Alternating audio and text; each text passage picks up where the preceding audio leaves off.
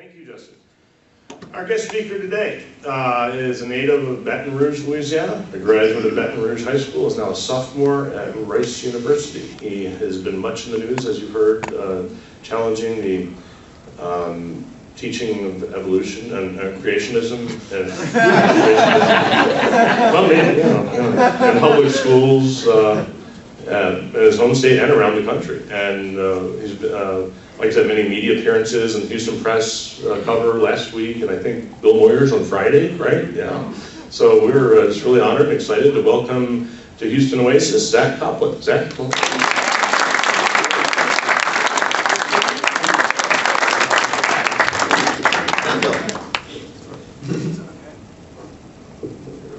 Too short for that, I think. All right. Hey everyone, thank you all so much for having me here. And I'm thrilled to tell you about our fight for science in Louisiana and all around the country. So, I like to make the joke, my state is addicted to creationism. And so in 1987, the Supreme Court threw out our first creationism law, the Balanced Treatment Act in Edwards versus Aguilar. In this case was the one that made creationism and teaching of it in public schools unconstitutional. But we're now back for another hit of the crack pipe of creationism, and we have the Louisiana Science Education Act. And so this law was signed by our governor back in 2008, and we are officially repeat offenders when it comes to creationism.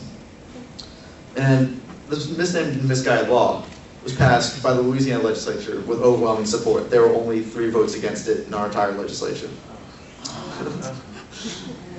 So I won't lie, it's a pretty clever piece of legislation. It never once mentions creationism or intelligent design. Or like, it never says anything like that. It's just, it says teachers will be allowed to critique evolution through supplemental materials. Controversial theories like evolution and climate change. Now these are not actually scientifically controversial, they're politically controversial to Louisiana legislators. And throughout the bill, there are references to critical thinking, to academic freedom. The promoters of this bill use these as talking points. But you don't need a bill to teach critical thinking in science classes. That's the nature of science class. I'm sure any science teacher here knows that and would be offended if you need the government to legislate you to teach critical thinking. And so you only need a bill if you want to sneak something else into science class under the guise of critical thinking. And that's what the Louisiana Science Education Act does. But we can make it more clear. The man who sponsored the Louisiana Science Education Act, Senator Ben Nevers, said the Louisiana Family Forum, a creationist group, Louisiana's local affiliate focused on the family, asked him to sponsor the law because they wanted creationism taught when addressing Darwin's theory in public schools, and he wanted people to see both sides. So, if you thought it could get any more clear than that, it can. When the Louisiana State Board of Education tried to implement rules about this law, they actually banned creationism and intelligent design creationism from being used under this law.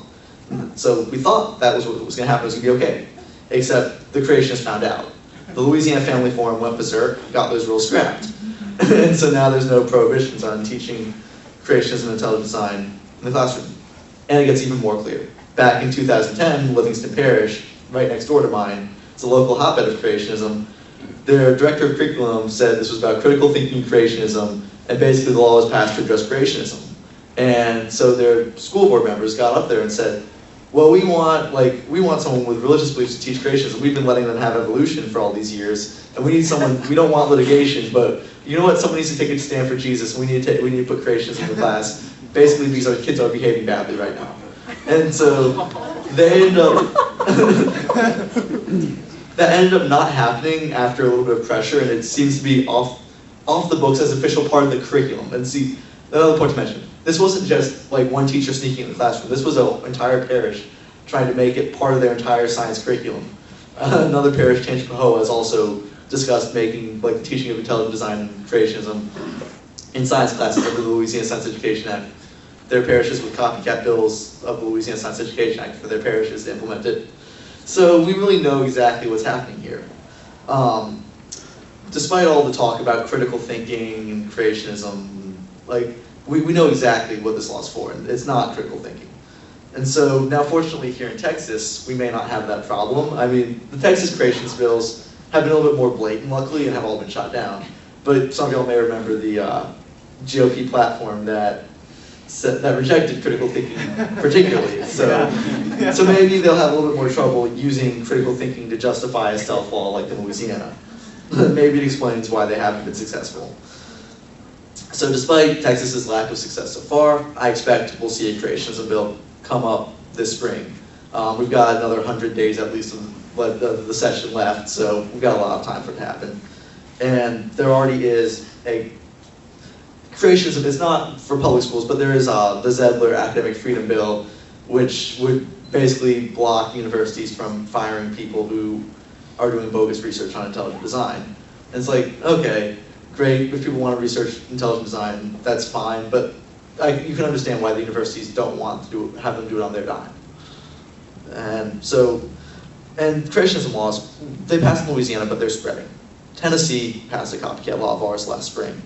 Oklahoma has nearly passed one, and they've had one bill defeated this year, and they've also had one bill pass their House Education Committee, and we'll probably come for a vote in the House very soon. So they're spreading. We've defeated bills in Arizona, Montana, Kansas, and the Oklahoma bill, and Colorado already this year. We've got a bill that's going to come from Missouri soon to teach creationism. And so we need to be fighting these bills in Texas and around the country.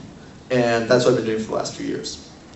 I was always offended by the Louisiana Science Education Act when it first passed in 2008, before my sophomore year in high school. I was embarrassed that at the time I was in the only state in the country that taught creationism.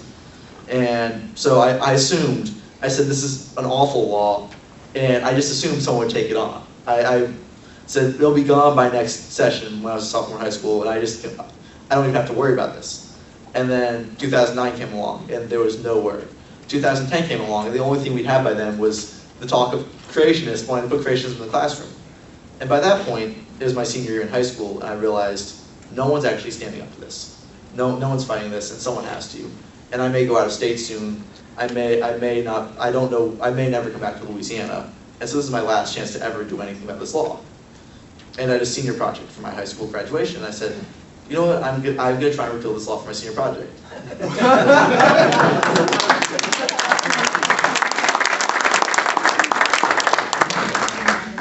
And so the first thing I did is, y'all may have heard of Dr. Barbara Forrest, some of y'all may know her. She was an expert in the Kitzmiller case, which rendered intelligent design unconstitutional. And she also happens to live right next door to me, basically, in Livingston Parish.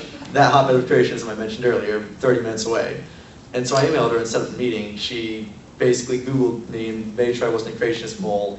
And then wasn't someone from the family forum sent to try and get her fired from where she's teaching at university. Because they've been trying to do that, by the way. They send a man or a woman with a camera to every event she does and try to get her to say something that could get her in trouble. And so after doing that, she set up a meeting with me and we got started. First step was to find a senator or a representative to sponsor our bill. And so I mentioned it a little while ago, only 3 people voted against it the first time. So we knew really who we needed to go to. So I sent an email to Senator Karen Carter-Peterson, who represents a district in New Orleans, and was one of the few votes against this law, was an aggressive opponent when it was first passed. And asked her, would she take on this repeal? And I started explaining to her, this is why it's wrong. And she just cut me off and she said, when do we get started? And so that was back in October, November 2010. And 2 years later, we've had 2 bills to repeal the Louisiana Science Education Act. We've had 78 Nobel laureate scientists, major teachers and science groups, the City of New Orleans, their unanimous support from the City Council of New Orleans, Clergy Letter Project, and thousands of others. We've stopped creationists from throwing out our science textbooks in Louisiana. And speaking of science textbooks, that's an issue for Texas. Have y'all seen, I know a lot of y'all have probably seen the revisionaries, right? Yeah. And so someone's got to stand up for the experts, right?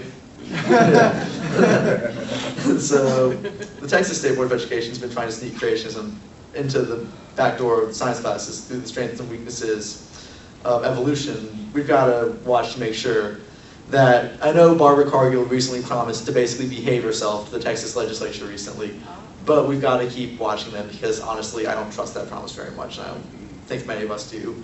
She's not Don McElroy, but that's not saying very much. And they'll probably be back up to their old tricks. Luckily in Louisiana though, we won this textbook fight, and we've got a generation of kids who will at least grow up with good science textbooks, even if there's supplemental materials that are being stuck into these classes.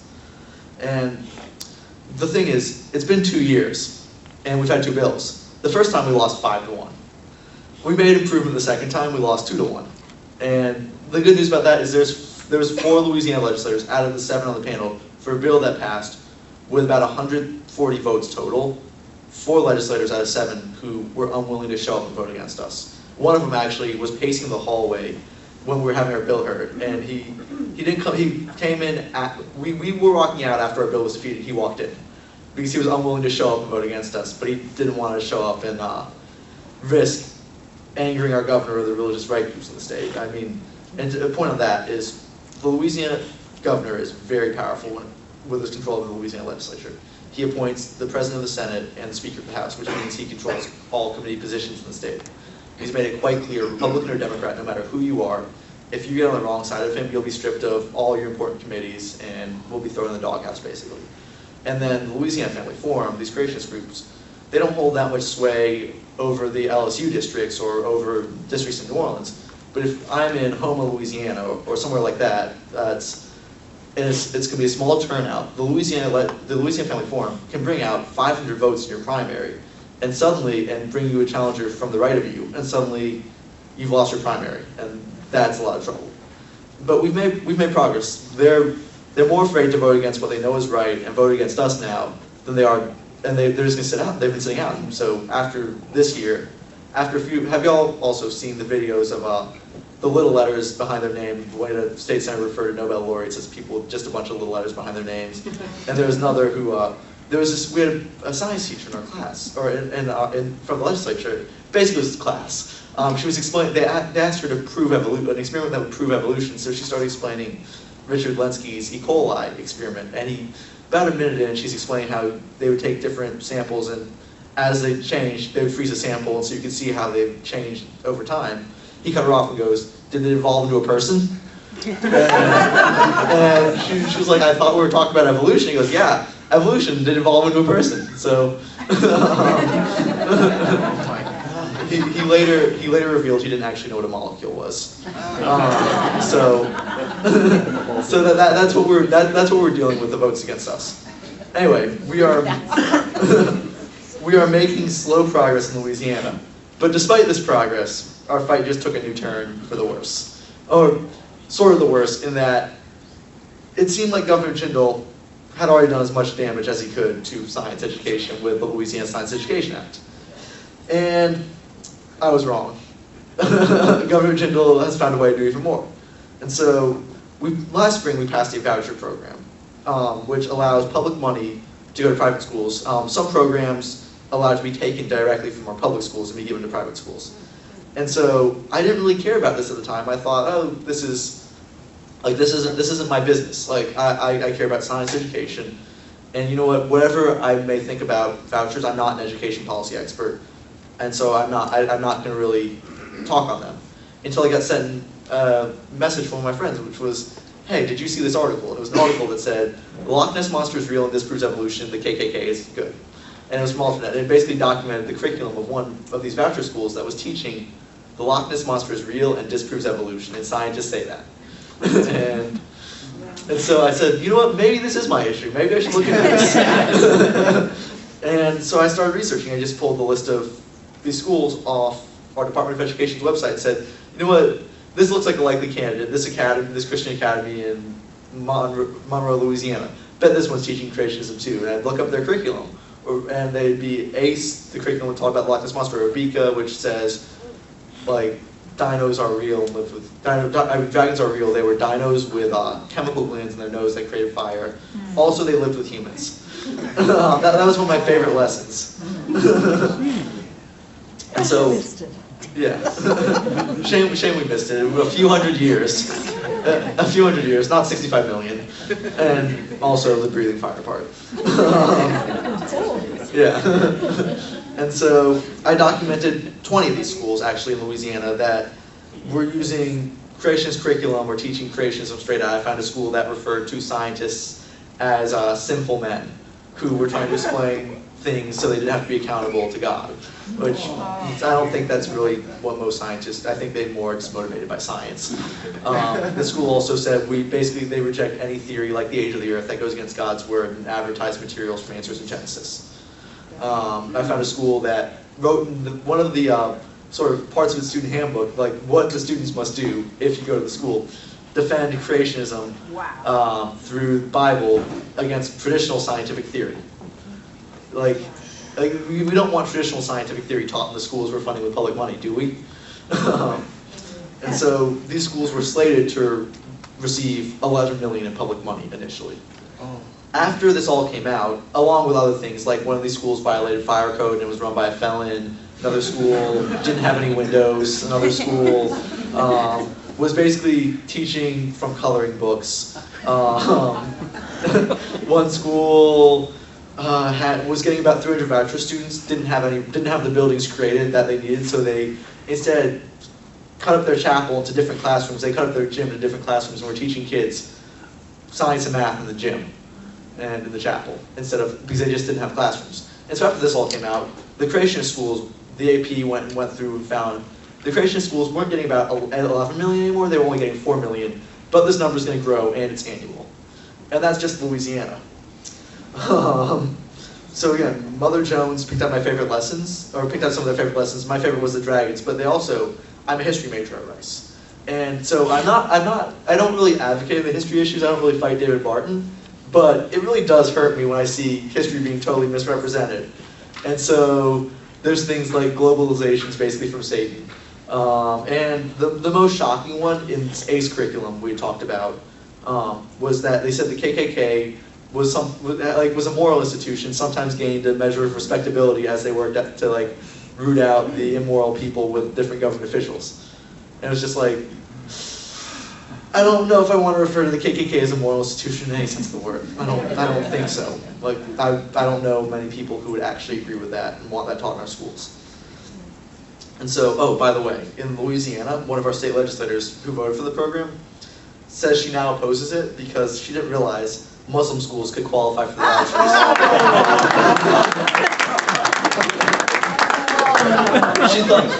She thought religious meant only Christian. And so, besides all the creationism and the dragons, there's a school that's led by a man who calls himself the Apostle and teaches prophecy. And one of my close friends discovered that he was receiving about $360,000 for his students to teach them prophecy. And so, yeah, thanks to Governor Jindal, all these schools are now funded by taxpayer dollars. As the New Orleans Times-Picayune opined, vouchers have turned out to be the answer to a creationist prayer. And so we're giving money to all these private schools that teach creationism, but this isn't just a Louisiana problem. This isn't just Louisiana craziness. Recently, I did some more research, and actually, all the credit goes to Senator Dan Patrick, who, he may be one of y'all senators. He represents my district at Rice, actually. And so, last August, I went to a meeting of the Senate Education Committee where Senator Patrick invited about 6 hours of testimony from Jeb Bush's foundation, from the Climate Denying Heartland Institute, all these people who went on about how great vouchers were and how great Louisiana's program was and how it was a model we should copy.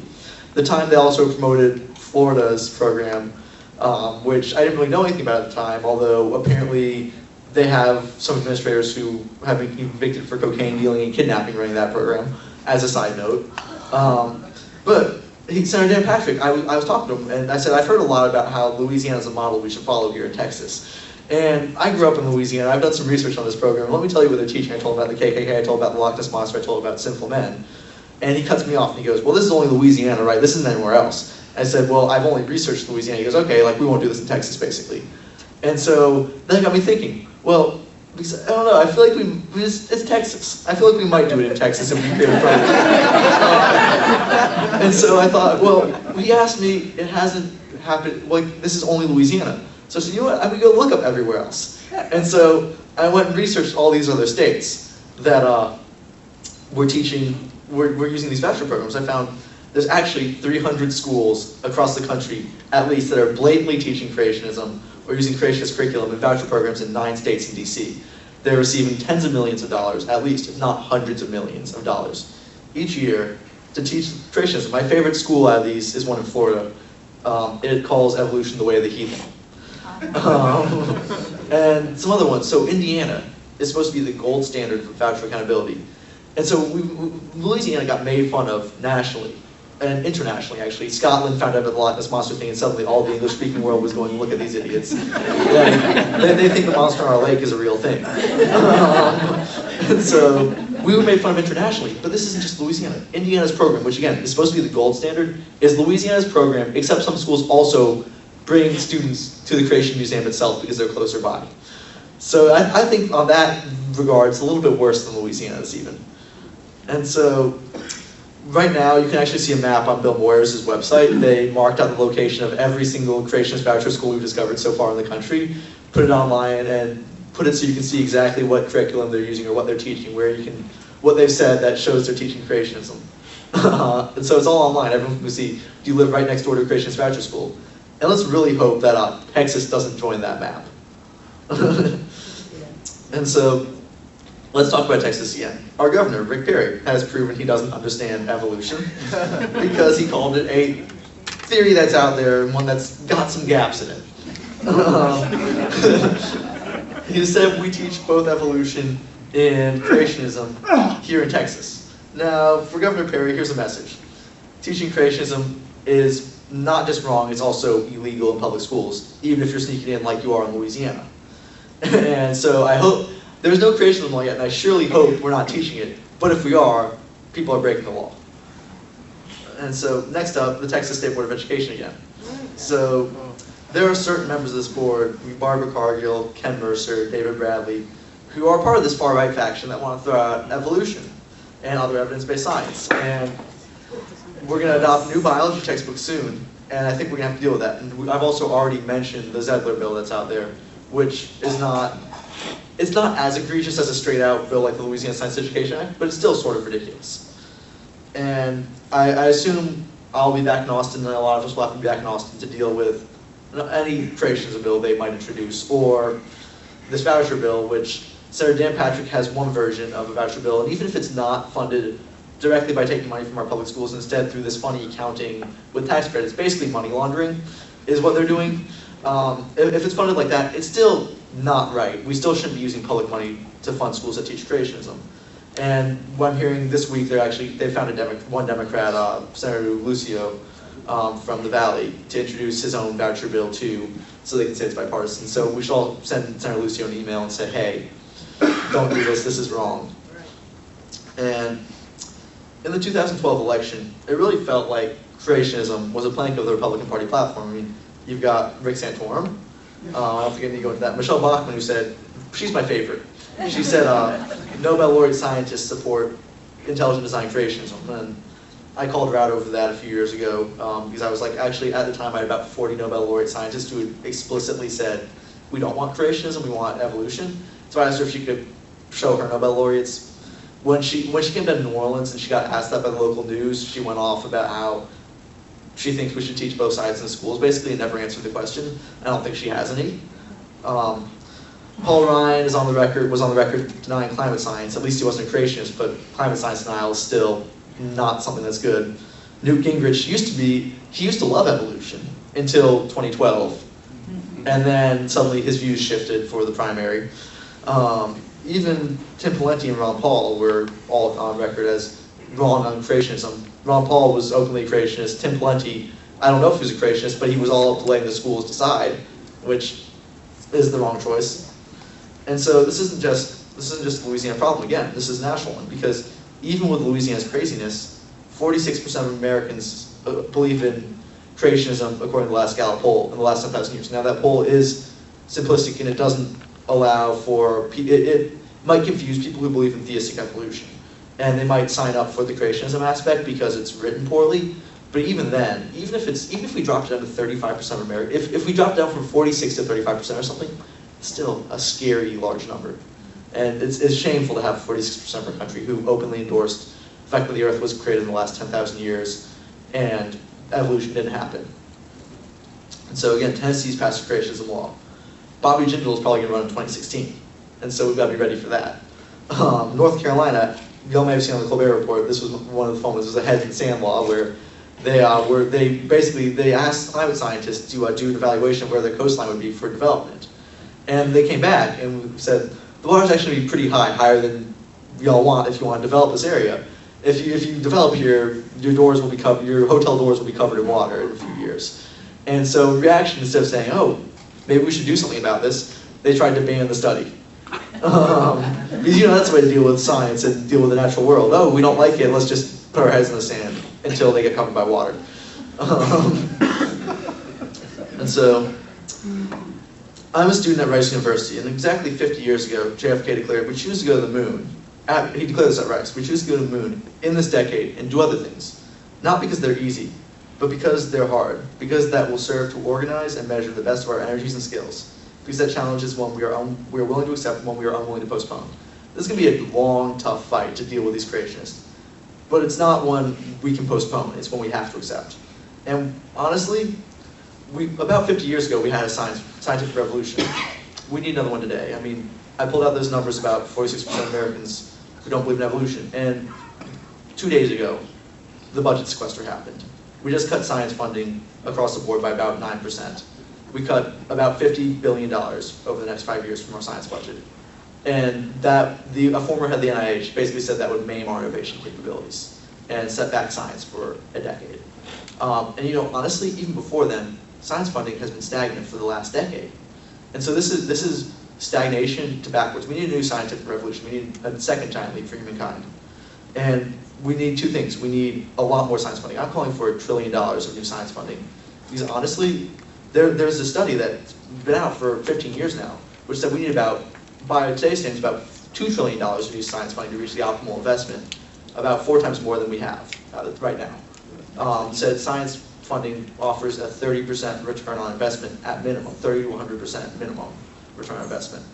And so we really need, this is not, people ask, well, is this fiscally responsible in the age of our $16 trillion deficit, in an age where we're going through austerity? Actually, yes, it will reduce our deficit. It's something we need to do. Cutting science isn't just going to have the negative effect of making sure, we don't come up with a cure for AIDS, we don't come up with a cure for cancer, we don't transfer to more fuel-efficient technology. It's not just going to do that. It's going to hurt our economy, and it's going to hurt our budget deficit even more. And so it's the moral responsibility and it's the fiscal responsible thing to do. And so that's one thing. And again, I've talked a lot about science denial. This needs to end. We really need to stop having science denial legislation like the Louisiana Science Education Act, like Tennessee's monkey law, like the bills in Oklahoma, like these vouchers that we might see in Texas very soon. Non-the-vouchers, again, I think a lot of you might be in Senator Patrick's district as his constituents. I think we should all give Senator Patrick a call today or tomorrow and say, hey, you're doing the wrong thing with this. Don't fund creationist vouchers. And maybe he'll actually listen. Or maybe he'll at least be a little bit more wary about going out and saying these aren't going to support creationism. And so, again, this is a hard fight, but it's a fight we must win. Because it really is the future of America and the future of humanity if we don't have students who know how to do science and then have the funding for them to go out there and make the real discoveries to become the next Nobel laureate scientists. These people who we've had in the last decade, in the last 50 years, these scientists have established the foundation that we live on today. If we don't have that coming from my generation, it's going to be a very different world. And so we need politicians to stand up with us. We need celebrities, we need business leaders, we need scientists, we need teachers, students. We need a mass movement for good science. We need people to call out politicians like Bobby Jindal and Michelle Bachmann who support creationism and have taken major anti-science positions. And again, this debate about science funding needs to change. We need to debate how much more we are going to fund science rather than slashing the budget. We need to teach evolution, not creationism. Teach about radiocarbon dating, not Noah's flood. Teach climate science, not just plain science denial. And we need to make the change now. So please speak out with me. Please join this fight. And thank you all so much for having me here.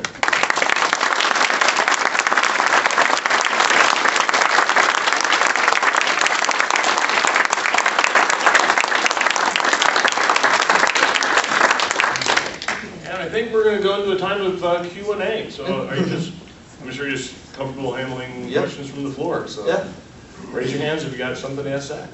All right.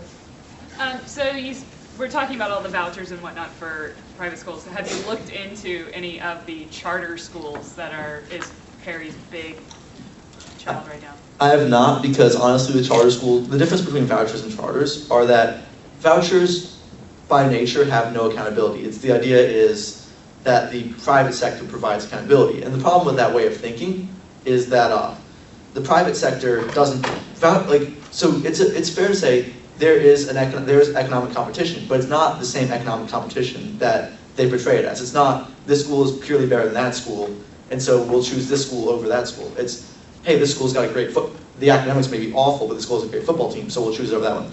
Or hey, this school is religious, and this one is secular. And you know what, this may be an awful school, but it's a religious school. Or the one we've been talking about, this school teaches creationism. We don't want to be taught evolution, so we go. So there's competition, but it's not competition we want to have. We don't want to be incentivizing schools that teach creationism with public money. But despite that, they make this argument that it's a free market when they pass these bills, it's free market accountability, and we'll choose the best school to educate our children. And that's not true. The thing with charters is that charters are supposed to have accountability, and so, supposed to, exactly. And so if there's not accountability, vouchers are supposed to not have accountability. If there's not accountability with charters, the teacher who's teaching creationism is violating the law the same way they are with public schools. It falls under a different set of rules. So I would treat it the same way if I found a public school teaching creationism, as it's not an endemic problem to the charters as much as it's an endemic problem to the people teaching creationism in the state. Vouchers, though, almost seem constructed to promote creationism by the nature of what they are. Charters, not necessarily. It's a little, there's nuance in just that. There needs to be, honestly, if vouchers had accountability, if I could go in, if I were the state superintendent of education, I could go to a voucher school and say, you're teaching creationism, you have a choice. You can stop teaching it, or you can stop accepting public money. Suddenly the ball game would change. But that's not how it works. And so that's the fundamental difference, is you could go into a charter school if they wanted to. Again, Governor Perry might not want to, and that's a problem in of itself.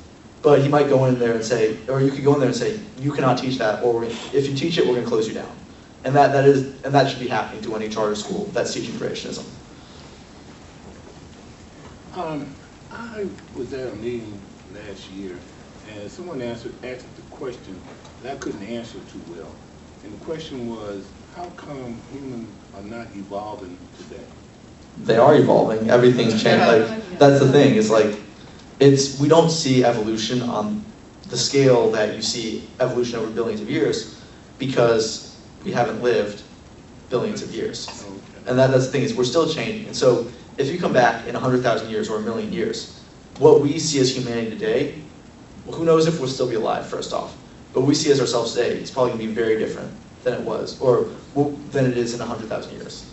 And it's not that evolution isn't happening because we can't see it over our brief period of time that we live on this earth, but it's just, we can't see it evolve, we can't see it happen with humans or creatures that are evolving. Not like, our lifespan's too long. We can only live our lifespan. We'll see the genes passed down to our kids and their kids and their kids. But we can't, that's not something that happens quickly. But what his argument was the basic.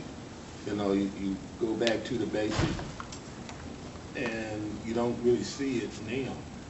Like if we'll just say an ape or animal or whatever. Mm-hmm. And so you got animals now, and those animals are not evolving to humans now. And that was his argument, but I couldn't answer that. He's just incorrect on that. Like, that's really, yeah. And well, and it actually brings up an interesting point though, which is like the evolved into humans part, which is something creationists like to be like, well, I mentioned has the E. coli evolved into a person yet? They don't really understand how evolution works, which is, evolution's a natural process, and we humans are going to continue evolving. And the E. coli, you know what? In a million years, those E. coli might evolve into people, or they might evolve into a dog, or they might evolve into another bacteria. And we don't know, and we can't predict that, because that's not how evolution, there isn't a set path that evolution goes on to people. And they like to, it's human-centric, and we certainly like to think of ourselves as everything, we're the pinnacle of everything, as we are right now.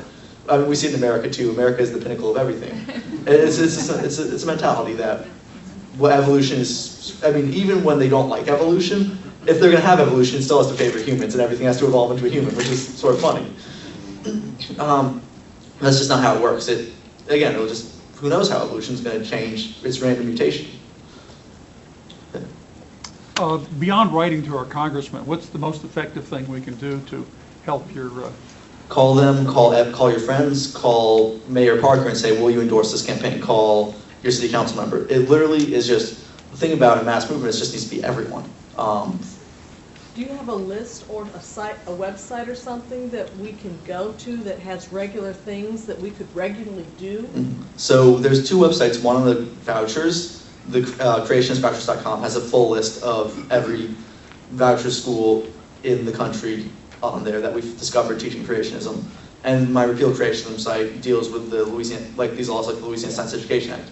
Now what I'm doing right now is I'm working on, I've got a website coming on the second Giant Leap campaign, and that's going to be the one that will actually have more of an interactive, what can you do, call your congressman, that's in the works being made right now.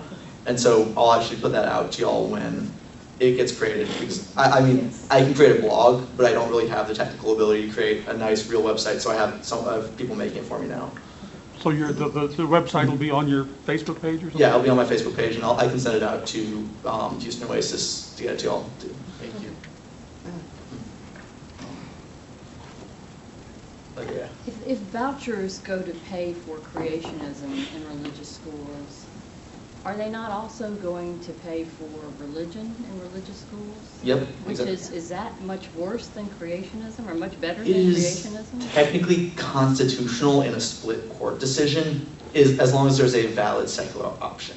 And so the other problem is when we get into this whole thing about, well, if we're going to have accountability for these voucher schools, and we're going to take up the creationist schools only, because the Catholic schools are teaching evolution most of the time. Well, They teach evolution, but they also teach Yeah. that a baby was born to a virgin. but yeah, exactly. But the other thing about it is, if we only take out the creationist schools, we're all also favoring one specific version of religion. We're favoring Catholic schools, and so it does raise interesting constitutional problems with the idea of a voucher program just overall with the First Amendment. But technically, the Supreme Court has ruled that the Scalia, Thomas, Alito Supreme Court has ruled vouchers are constitutional because there was secular option, and specifically that secular option was you could take voucher money and use it to hire tutors, and who were secular if you wanted, and that was a secular option. Now in Louisiana is maybe the most blatant voucher program with this creationism thing that there is. They just didn't care about secular option at all. And the other thing about the Ohio case that was used to make vouchers constitutional, they weren't giving money directly to the schools. They gave it to the parents and said, we're just giving, basically, it's a welfare check to the parents for spending on education, and they can give it to whatever of these schools they want, these approved schools. But we're not giving it to the schools. We're just giving it to parents who are perfectly secular, and so that was the justification. In Louisiana, we just give it straight to the schools. We mark out, this school's gonna get 90 students from this area. You apply this, and we're gonna give you, we have 90 students applying, and we're giving you $800,000 to teach these 90 students, and we're just going to mandate that. And so they don't even care about the valid secular option. So I think when it comes to a court case, Louisiana's program, it's already unconstitutional right now based on its funding mechanism. That has nothing to do with the First Amendment problems and the curriculum problems. And I think when it comes to those, because they're going to find a way to refund it, I think it'll be unconstitutional again based on that. Yeah. Wouldn't it make it easier for you to accomplish your goal of finding all these voucher schools if you started a network of young people on the internet who will rap them out for you? That's what I would be hoping. I mean, I would love that. I've been asking people if you know a voucher school, if you're from Arizona, especially Arizona. So there are several voucher programs, but Arizona's, I talked to their Department of Education, and they wouldn't give me a list of the voucher schools. They did helpfully tell me that every single private school in the state was eligible, though. So I went and found some private schools who were teaching creationism, because I'm sure some of them were getting vouchers. But it helps if you know, like, okay, this school is actually receiving a voucher and is teaching creationism. I've received a couple schools. I got sent one in DC recently that they said might be teaching creationism. They don't know if it still is. There was a school in, I forget, Florida. They found another school that was teaching creationism, getting vouchers, and Louisiana's program, also it's unconstitutional right now, but they just expanded it. They added even more schools while it's still unconstitutional. Before the state Supreme Court's even ruled on it, they added more schools to the program. And for next year, it's just like, and we found at least one of those new schools. We haven't really looked into it yet. is teaching creationism, but there's going to be a ton more creationist schools teaching it after the expansion. So it does help if people know. And I've been trying, I absolutely, if anyone, I would love people to send me factor schools they know about, and I've been putting them up when I get them. Is Jindal a creationist by conviction or convenience? So this is what I'll say about Bobby Jindal. He is a very, very smart man. He is a Brown University biology major, and he's a Rhodes Scholar. Yeah. So some of you may know who Ken Miller is. He wrote the Miller-Pearson textbook. So I mean, I don't know if it was around how long ago he first wrote it, but it was one I used in high school. And most kids today, like 40% of kids today, use his textbook in high school. And so he made sure, he's a Brown professor, he went through his class roll to make sure he'd never taught Governor Jindal. And Governor Jindal's genetics teacher actually sent him a letter and said, veto this law and don't pull up the ladder on future doctors and scientists who were once like you learning evolution and want to learn it and want to be taught good science. Now, despite that, Governor Jindal went on, I think it was Face the Nation, back before the Louisiana Science Education passed, and declared his support for intelligent design creationism as the very best science. And so I think Governor Jindal, with his Brown biology education from some very, it'd be an insult to the professors at Brown who I know, to say they don't teach evolution well. So I think Governor Jindal knows in his heart of hearts exactly how vital evolution is to biology. He's a very smart man.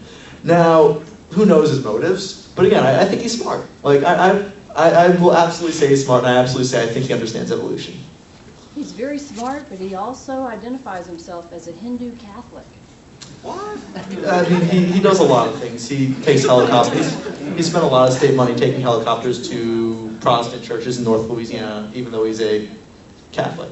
So he does a lot of things, and I can't really speculate on his motives because I'm not in his head, but sometimes they seem clear.